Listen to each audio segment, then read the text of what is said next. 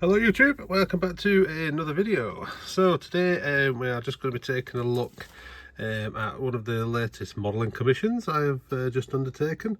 So this is a little bit of a bundle. We had obviously the two Ruston 88s there in front of you, and we had a few road vehicles as well. Now these they've been a little bit of a labour of love, to be honest. I'm no stranger to the Ruston 48. I've done quite a few of those customs, and I thought, to be honest, the 88s would be similar, but they're not really. They turned out to be a bit of a pain. The 48's dead easy. 4 screws, chassis pops out, 2 screws, cab pops off the running plate, and the bonnet has a teeny tiny bit of glue, and you can just pop the bonnet off the running plate as well. The 88s, these are really glued on, really glued on. The cabs, they are screwed on, but you cannot release that bonnet without some mega force. Probably too much force really than anyone would want to be putting on a model. So that meant that we couldn't really fully disassemble for painting and things like that. An awful lot of maskings had to go on, and yeah, a bit of a pain, to be honest. However, all worth it in the end, and we've got two absolutely wonderful custom models here. So if we just look at them one at a time, so we'll go with the BR Blue first. So this one was we was having a weathering job, and we was changing over the buffers. Now the original comes with oval buffers, and the owner wanted some larger rounded buffer heads on there. We tried to fit the replacement brass heads, however the shanks on the buffer beam there are plastic, and trying to drill out the plastic to take the new heads just caused them to split, and it turned into a bit of a bigger job where we actually had to cut the entire shanks off the buffer beams, flat the buffer beams back, and fit whole new brass shanks and heads as well. So they're full new, all new brass offerings there, with the shanks and the buffers. Like I said, a bit of a pain. Try to sand down the buffer beams without breaking too many things, handrails and lamp brackets and things, was nigh on impossible. You can see now we have got lamps fitted on the front there. That is because the 2 lamp brackets above the shanks, unfortunately, were just collateral damage in the job. But again, happy accident, I think. Turned out rather nice.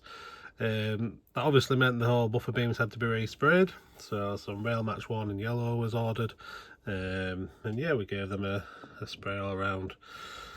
Good dose of weathering after that, and yeah, it's turned out to be a really nice model. Now, those of you who've seen my previous videos may remember a video I did of a commission project of a Hornby Bagnall. This belongs to the same owner, and they now make a very nice pair when they're together. They're very similar weathering techniques, and just a nice pair of twins. So yeah, as much as it was a pain, it's turned out absolutely bob on. The owner's very happy, and as am I. The weathering came out nice as well. We're weathered all over, not too heavy, not too subtle, but yeah, all worthwhile in the end. And that was the first one of the 2 that we tackled. So if I bring the second one in, move this one out. Now the second one, this was a full-on respray.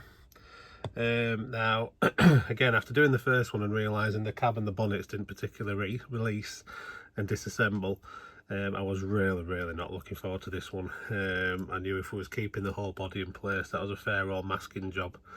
However, we got the job done. So this was originally the green round trees 88. Masking the body from the running plate, fine. It's all square, it's all angles, so that was easy enough to run straight edges there with the masking tape. We retained the white roof. That was a bit of a nightmare to mask, obviously curved edges on the front and rear, but we managed it. And then the windows, again, obviously because we couldn't disassemble, we couldn't remove glazing for spraying, so for the first time ever I used the Vallejo Mascal on the windows. Now the spray job itself, fine. We sprayed the body all over black. Did manage to get some overspray on the curvature of the roof, so then the whole roof was resprayed white again afterwards as well. The Mascal on the windows, yeah, for my first time ever, it's a mixed review, I'll be honest. It applies really nicely, and it really does do the job. It does mask, you know, mask off the area nice. However, removing the stuff afterwards, that was a nightmare, an absolute pain. So much so on the cab front windows, I wasn't entirely convinced that all that Mascal had been removed. Now the majority comes off, and then if you go in with a cocktail stick, you can work your way around the edges of the frames and things like that. But again, I still wasn't happy. So it was, the windows were washed with some hot soapy water, some thinners and things like that, as per the instructions, if there's any left over. And again, it left the windows just looking a little bit mucky, and it was a shame because it was the only front ones that it happened on. So in my wisdom, I suggested, what about if we fit some wipers to the front, just to try and cover and take away from any tiny specks of mucky window that you might see. And I think that worked. The owner was happy with it. I think it was a good idea. And we now have some wiper blades fitted to the front, and really you wouldn't be none the wiser, to be honest with you. From there on in, the owner decided on the Ruston logo on the front, similar to what I've used on my 48s. Very good shout. I think it suits this model down to the ground. That looks absolutely brilliant.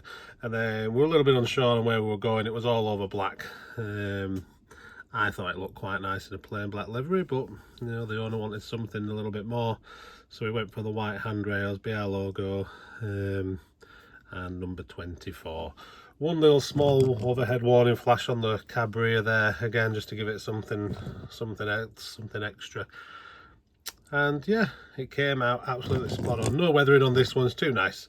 This one's a nice pristine heritage model. We've got a hard working BR model there as well. So all in all, a very nice pair of custom Ruston 88 DS's. It does make me want to get one.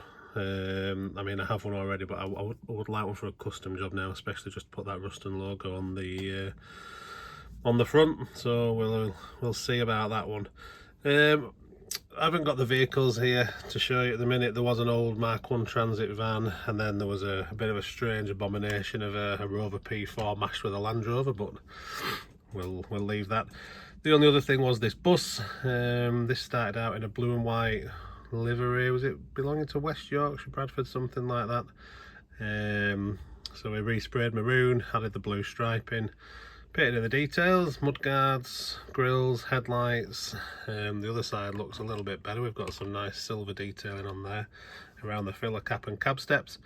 And there we had custom transfers, destination board number plates on the front, and then on the rear we've got the number plate and the advertising on the back there. So yeah, that turned out to be a really nice model as well.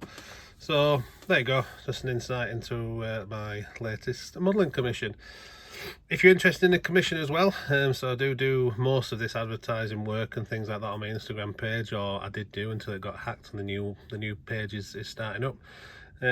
But yeah, quite a few people now have come for modelling jobs. So yeah, very happy to discuss and see if we can do anything for you. But anyway, that's today's video. Next video will be an update on Pumpkin Road. We've altered the track work and things on there, so progress has stalled a little bit, but that'll be the next video. As always, let me know what you think, and I will see you in the next one. So thank you for watching, and bye bye.